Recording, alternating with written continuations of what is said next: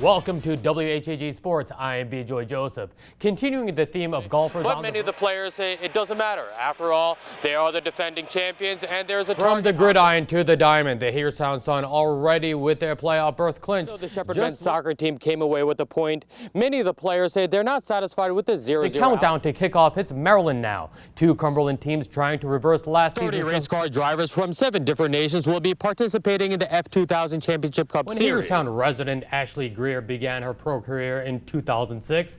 More than 500 former Symetra Tour golfers have gone on to earn LPGA membership. And 4 games tonight on the docket. We begin with an Antietam Conference battle between South and organizations in Frederick County.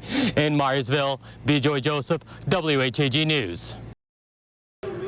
Thanks a lot, Patricia. We are live at the Green Turtle in Hagerstown, where it's packed with Baltimore Ravens fans covered in purple. Of course, they are here to see the Baltimore Ravens take on the San Francisco 49ers for Super Bowl 47 down in New Orleans. Who needs to be in the Big Easy? We got Mardi Gras right here. The best Super Bowl party in the country, right, guys? The excitement is building as we inch closer to kickoff. Let's talk a little bit about the game. The Ravens are flying high thanks to the play of Joe Flacco and a D that's finally come together. But they are 4-point underdogs, and they're facing the 49ers with one of the best Ds in the league, and also a quarterback just as hot as Flacco, if not a little hotter, in Colin Kaepernick.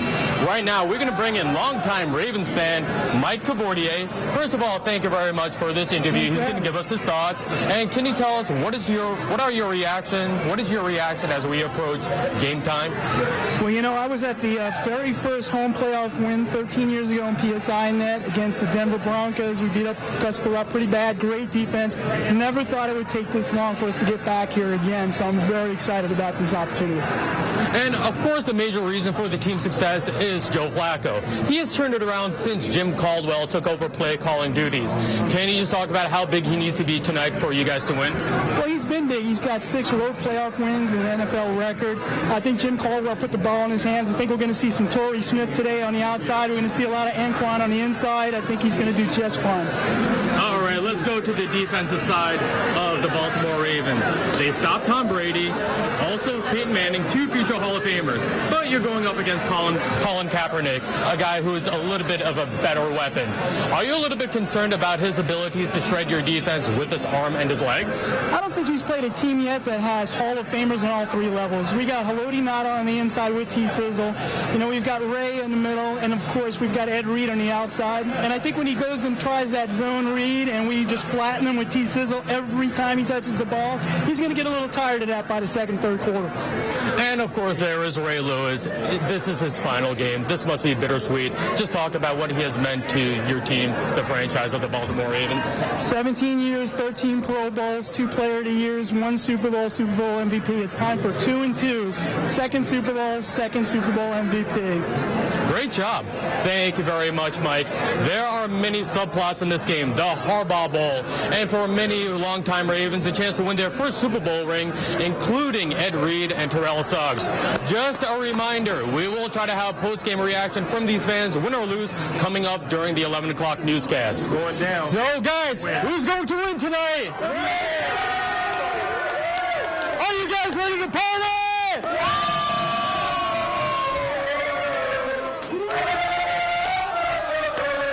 Reporting live from the Green Turtle, I'm bejoy Joseph. Back to you in the studio.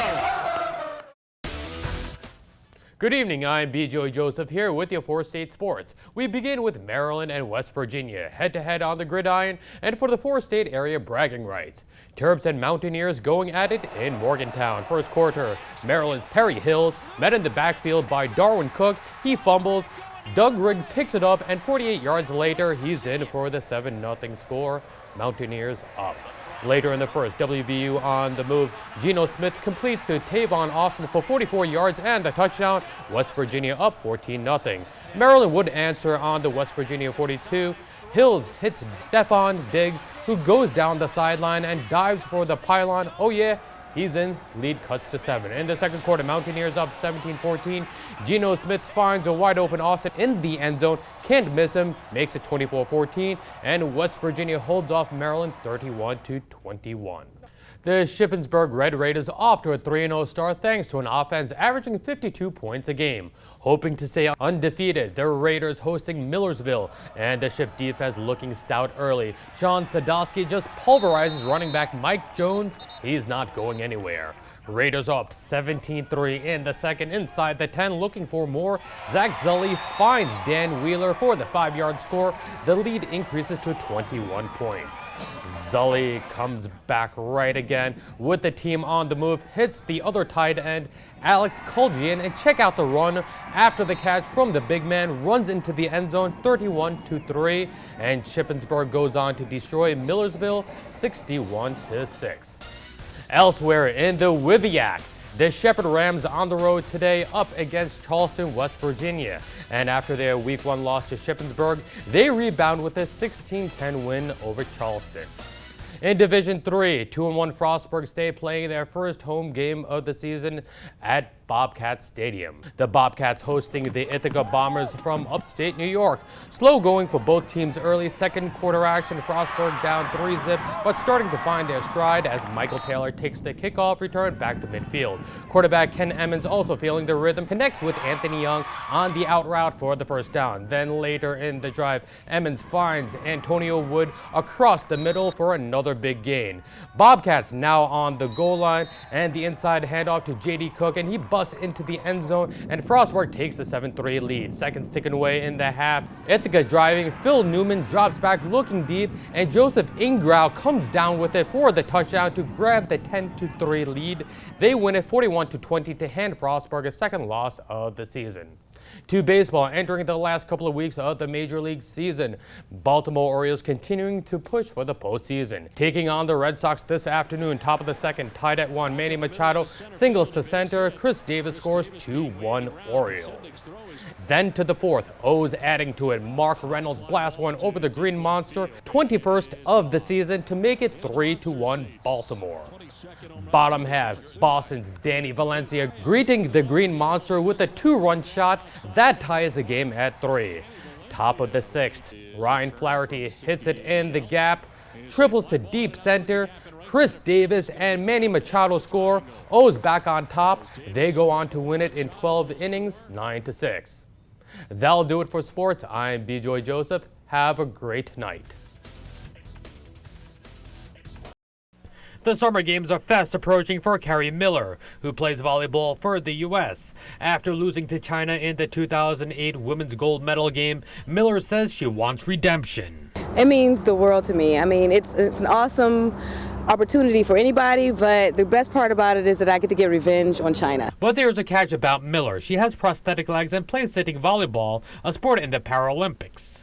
So you have to use your arms and, be in the right position beforehand in order to make a good pass or set or hit. It's a really fun, fast, crazy game. Miller, who's a Washington, D.C. native, came to Hagerstown to talk about playing for the U.S. and the challenges of not having legs. I think people like me who are injured and who, are working past their own injury, they're living day to day, you keep finding things in different ways to live, different ways to drive a car, and being disabled only means that you have to find another way. Miller lost both of her legs back in 1999 when a drunken driver crashed into her car. She first tried out wheelchair basketball but didn't make the national team. Then she gave volleyball a shot. Now she's considered one of the best defenders in the world. From being not chosen to be on the wheelchair basketball team and not chosen for the city volleyball team, to being one of the best, it was just a great journey. Her story is amazing, and I think for young and old, it really just inspires people to remember that they can do anything. And if there are obstacles in the way, if you work hard and focus, you can work past them. The Summer Paralympics begin on August 29th. In Hagerstown, Bejoy Joseph, WHAG News. Hello and welcome to the WHAG Sports Connection. I am Bejoy Joseph. 4 games tonight on the docket. We begin with an Antietam Conference battle between South and Boonesboro. To the second quarter, Rebels leading 12-6. Brandon Jackson with the key pass to Tayon Mazer on 4th down. He brings it all the way to the Warriors' 3-yard line. Couple of plays later, It's Jackson with the keeper. Watch this move. Athlete on athlete. Jackson on Cardaliza. Jackson wins. Touchdown to increase the lead 19-6. Boonesboro with possession. After a special teams miscue by South inside the 10, it's Zach Poffenberger punching in. Warriors with a little momentum, only down by 6. For South, Isaiah Smith has been the focal point so far this season. Today, it was Jackson's turn. Quick pass to Mazer, nice moves, then the touchdown 26-13. Now to the fourth quarter, Jackson, another great run. A 35-yard scamper. He's then tackled out of bounds inside the 5-yard line. Then 2 plays later, they hand it off to Andrew Wells, and that ices the game. South still unbeaten, winning 32-13. On to an in-city game in Frederick as the Titans and Patriots meet up. The Titans looking for their first win under new head coach Mike O'Brien. 1-1 TJ looking to climb over the 500 hump to the second quarter. Thomas Johnson looking strong early, up 14-0. Heath Dahlgren passes over the middle to Tyler Johnson for the touchdown, pushes the lead to 21 points. The Patriots on the move again, but botched the snap on 4th down, and that leads to a missed field goal. Still in the second quarter, Tuscarora trying to move the ball. Steve Sheridan completes a pass here to Marcus Foster, but they would not have enough firepower. Thomas Johnson wins it in the end, 48-14. 1-1 Clear Spring traveling to 0-2 Hancock. Scoreless in the second quarter. Hancock's Hunter McKinley tried to change that, but goes long downfield, but it's picked off by Jesse Gentry. Clear Spring now up 8-0, looking to add to it, but the ball is fumbled on 4th down, giving Panthers a short field. However, they hand it right back. As you watch right here, the snap goes wild, and the Blazers pile on it. Both teams struggling to find their own groove. Clear Spring trying to take advantage. Jacob Brandt drops back and lets it fly. Ryan Aaron is there, brings it down for the big game. The Hancock defense trying to make something happen in the Clear Spring backfield for the sack, but the Blazers win 22-0. On to West Virginia with Musselman coming off 2 strong performances against Sorrento and James Wood. How would they fare against Parkersburg South? It was 26-14 Musselman at the half, and the second half started off well for Musselman. Parkersburg South, Cody Hively puts it on the ground. Maverick Keller comes up with the recovery. Appleman looking to roll, but the very next play, Caleb Dembeck looking for Trayvon Wesco, intercepted by Jordan Brandt. That's where the momentum turned. Fourth quarter now, Jordan Kiocho takes it in from 5 yards out. The 2-point conversion would make it 29-26 Patriots. Next possession on 1st down. Appleman turning the ball over. Maverick Keller can't handle the pitch. Then under a minute left, Musselman with possession again. This time, Cody Spinks coughs it up. That would be it. Parkersburg South runs out the clock, wins 29-26. That's it for sports on this Thursday night. I'm bejoy Joseph. Thanks for joining us. Have a great night.